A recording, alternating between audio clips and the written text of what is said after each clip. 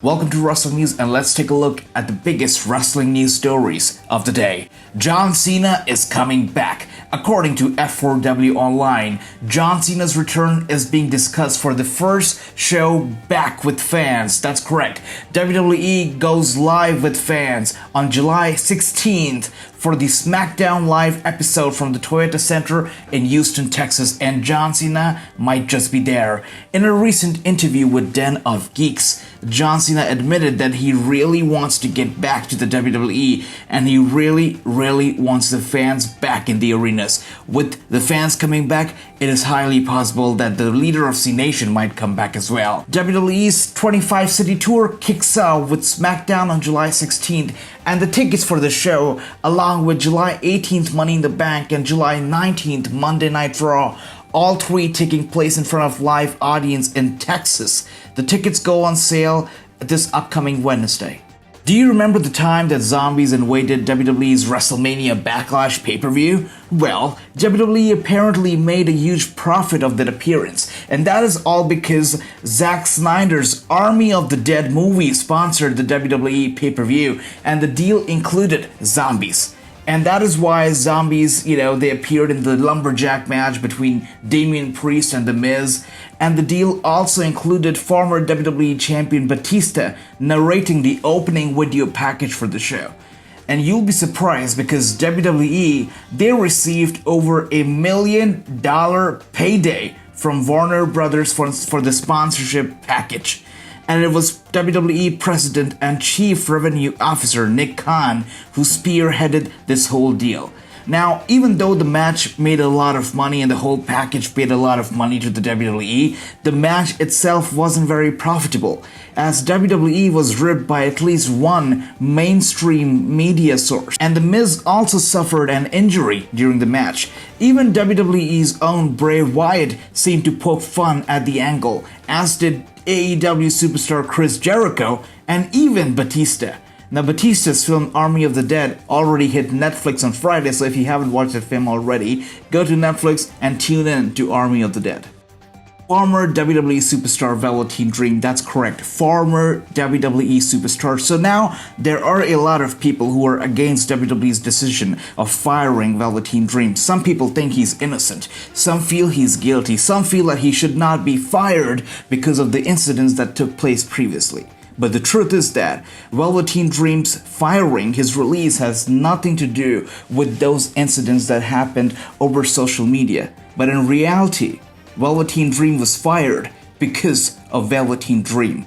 It is being said that he had a lot of behavioral issues in the WWE, and a lot of people felt uncomfortable going to the management regarding his behavior, and that is because he was friends with some people in the WWE who were very higher ups in the company. And that made people feel uncomfortable. You can't go and complain to the management when Dream is friends with the management. His behavior continued wherever he went. It just was not limited to WWE or NXT. It even continued with him during the time WWE was working with Evolve Wrestling. The people there also found his behavior to be a little bit uncomfortable. But his sudden release was definitely surprising because he was recently seen backstage at Monday Night Raw, and people did expect for him to show up at one of the main roster shows. Well, we don't know what the future holds for Velveteen Dream for now, but he is currently serving a non-compete cause with NXT, and he will be free to sign with other companies after Saturday, June the 18th. Longtime WWE artist Rob Schamberger took to Twitter recently to comment on Velveteen Dream's WWE release. So a lot of people, as we said before, are happy, some are unhappy with his release. But Rob is definitely a happy man. Rob said that Velveteen Dream is the single most unprofessional person he has ever encountered in the wrestling business. And Rob hopes that Velveteen Dream's WWE release gives him some time to do emotional work and become a better person. WWE superstars are often referred to as real-life superheroes, and especially when it comes to stars like The Rock. Dwayne Johnson is often seen as larger-than-life character, let it be inside or outside the ring. But this time, Rock is not gonna be a superhero, he's gonna be the superhero's best friend, and that is because he has landed another major role in a DC Comics film.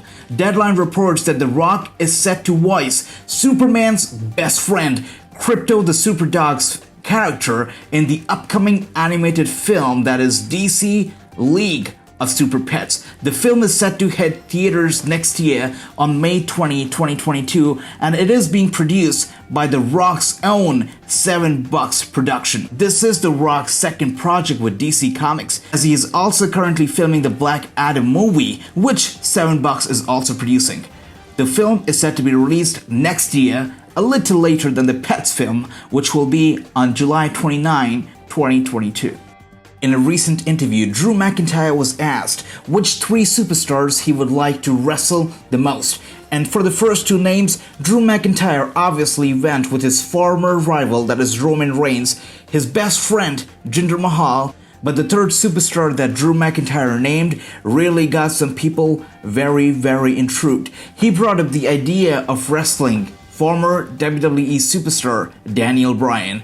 Now, we all know that Daniel Bryan's WWE contract has expired and he has not renewed his contract with the company just yet. Still, Drew McIntyre went on to say that he would love to wrestle Daniel Bryan. He says that Bryan might show up on NXT, he might show up on Raw. No matter where he shows up, he will definitely be there to wrestle Daniel Bryan. So do you think that Daniel Bryan will indeed re-sign his contract with the WWE and show up to wrestle Drew McIntyre in the near future? Let us know what you think in the comments below. And before you go, don't forget to subscribe to our channel for daily wrestling news, not just on Instagram, but on YouTube. Thank you so much, and we will see you tomorrow.